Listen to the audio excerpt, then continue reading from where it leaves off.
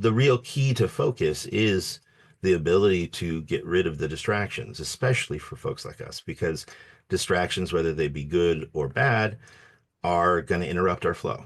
They're going to interrupt our flow, and then getting back into flow is incredibly difficult.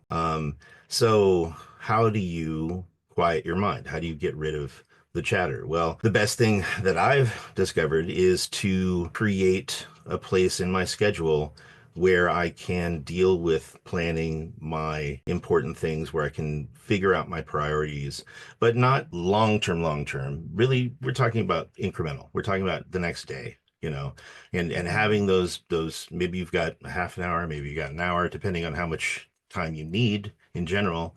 You set aside your planning time, and you know that it's there.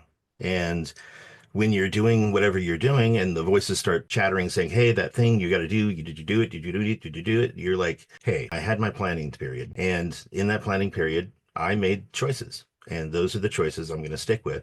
And this thing that I'm worried about is not unreal, it's not incorrect, but I'm going to just park it.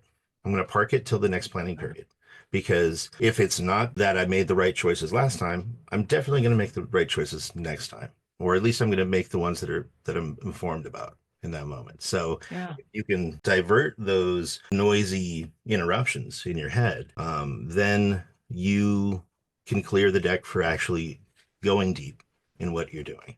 And it's about trusting yourself, and it's about really giving yourself a break from the worries. That you're not getting rid of the worries. You're not gaslighting yourself. You're not saying you don't have to be worried about it.